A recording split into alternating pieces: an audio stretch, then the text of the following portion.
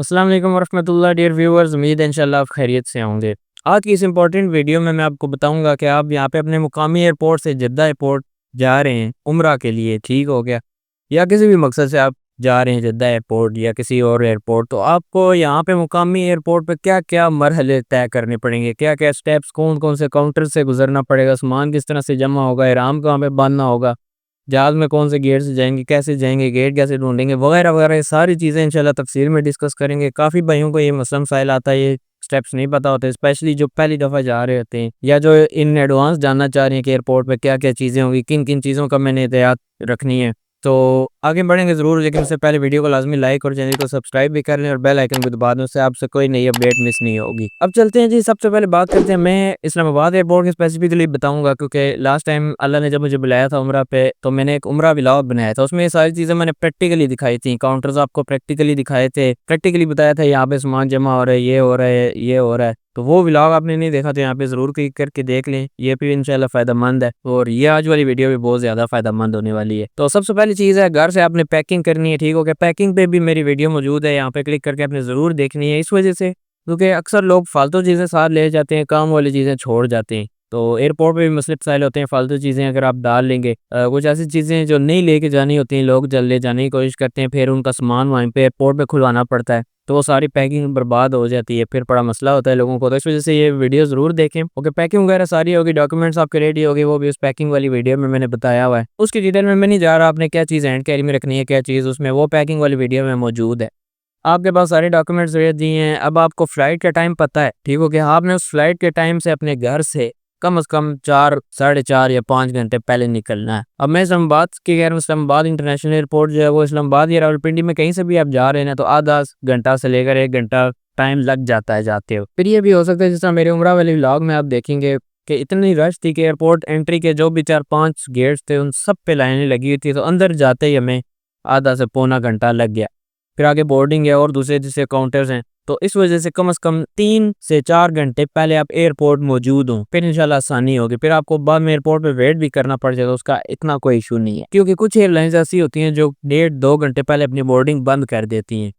इस वजह से आपका पहले एयरपोर्ट पहुंचना बहुत ज़रूरी है। अब जब आप एयरपोर्ट पहुंचेंगे, ठीक हो गया, एक ख़ास लिमिट है जहां तक आपको जो छोड़ने हैं वो जा सकते हैं, उसके बाद आप सिर्फ जा सकते हैं जिसके पास पासपोर्ट है, तो आप उनको वहीं पे ठहराएं, अपने जो रिश्तेदार या जो भी दोस्त है बाप आपके साथ आए हैं छोड़ने। उसका ये फ़ायदा, अगर कोई सामान वो नहीं लेके जाने देते या तलाशी हो जाती है, सामान खुल जाता है, वापस करना पड़ता है, वेट ज़्यादा हो जाता है, तो फिर आप उनको ईज़िली सामान वापस दे सकते हैं और वो लेके जा सकते हैं, ज़ाया होने से बच जाएगा। तो अब आप एंटर होंगे, ठीक हो गया, जो सबसे पहला गेट है जिसकी मैं बात कर रहा हूँ एंट्री की, वहाँ पे आपका पासपोर्ट वीज़ा चेक किया जाएगा और एंटर होते ही आपके सामान की इनिशियल स्क्रीनिंग होगी, चेकिंग होगी, मशीन से गुजारा जाएगा सामान, ठीक है। पुलिस वाला आपकी मैनुअल इससे तलाशी लेगा और ख़वातीन के लिए भी सेपरेट रूम्स बने होते हैं, उनकी वहाँ पे तलाशी होती है। यहीं पे अगर सामान में कोई मसलम सेल निकल है, कोई ऐसी चीज़ है जो नहीं लेके जा सकते, तो फिर वहीं पे सामान खुलवा दिया जाता है और वो चीज़ आपको वहीं पे छोड़ने को कहा जाता है। इस वजह से मैं कह रहा हूँ वो जो आपको छोड़ने हैं उनको उधर ही रखें ताकि आप वो चीज़ उनको दे दें और वो ज़ाया ना हो। एक और बहुत इंपॉर्टेंट बात यहाँ पे आपने ज़हन में रखनी है कि जो टेप्स होती हैं, कैंची होती है,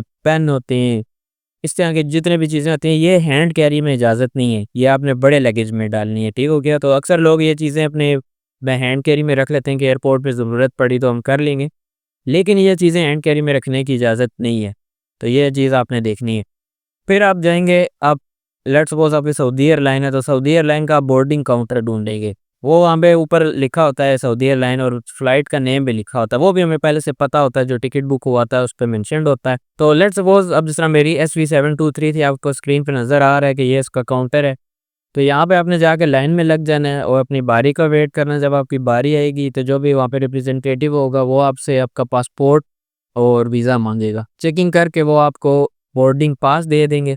बोर्डिंग पास क्या होता है, एक जहाज़ में एंट्री का टिकट होता है, उस पे आपकी सीट नंबर लिखा होता है, गेट नंबर, कौन से आपने जहाज़ में जाना है, वगैरह वगैरह। और वहाँ पे आपका जो बड़ा लगेज है वो जमा हो जाएगा, उसका पहले वेट होगा, अगर विद इन लिमिट्स हुआ ठीक है, वरना आपको कहा जाएगा कि यहाँ पे इसको वेट को कम करें, जितना है उतना है, वरना वो आपको इजाफे पैसे देने पड़ेंगे अगर आप वेट कम नहीं करना चाह रहे। वहाँ पे बहरहाल आपका वेट होगा और वो आपका लगेज वहीं पे जमा हो जाएगा, उस पे टैग वगैरह लग जाएगा और फिर वो आपको जाके जद्दा में मिलेगा। फिर आपके पास सिर्फ हैंड कैरी होगा, वहाँ से बोर्डिंग पास लेके आप आगे चले जाएंगे। आगे जब जाएंगे तो फिर पासपोर्ट कंट्रोल वाला काउंटर है। पासपोर्ट कंट्रोल वाले काउंटर पे आपका तस्वीर ली जाएगी और आपके पासपोर्ट पे इमिग्रेशन की स्टैंप लगा दी जाएगी। उसके बाद जो नेक्स्ट काउंटर होगा वो फाइनल सिक्योरिटी चेक काउंटर है। उस पे आपकी डिटेल तलाशी ली जाएगी। इवन के बेल्ट भी अगर आपने पहना है वो भी खुलवा दिया जाएगा। वॉच, रिंग, ये सारी चीज़ें आपको उतारनी पड़ेंगी। ठीक हो गया। सिर्फ कपड़े होने चाहिए आपके जिस्म पे। इवन अक्सर केसेस में मैंने देखा शूज़ भी उतरवा देते हैं। इस तरह की चेकिंग होगी आपकी। और फिर उससे जब आप गुजर के चले जाएंगे तो आप वेटिंग एरिया है उसमें पहुंच जाएंगे। वेटिंग एरिया में अब क्या है, वहाँ पे मुख्तलिफ दुकान हैं, शॉप्स हैं जिससे आप रिफ़्रेशमेंट ले सकते हैं, नाश्ता करना चाहते हैं या खाना खाना चाहते हैं, इस तरह की शॉप्स हैं। उसी के आगे नमाज़ पढ़ने की जगह है। उसी से थोड़ा सा लेफ़्ट साइड पे आ जाएँ तो एहराम बांधने की सेपरेट जगह है। याद रखें वॉशरूम सेपरेट हैं और एहराम बांधने की जगह सेपरेट है। वो रूम टाइप बने हुए हैं एहराम बांधने के लिए, वहाँ पे आप इजीली अपना एहराम चेंज कर सकते हैं, कपड़े चेंज कर सकते हैं। वहाँ से आप एहराम पहनेंगे, ठीक हो गया। फिर आगे जिस तरह आपको स्क्रीन पे भी नज़र आ रहा है उस तरफ वॉशरूम में आप वहाँ पे चले जाएंगे, वज़ू करेंगे, नमाज अदा करेंगे। कुछ देर में अनाउंसमेंट हो जाएगी कि SB723 जो है उसकी बोर्डिंग स्टार्ट है, तो पैसेंजर्स आ जाएं।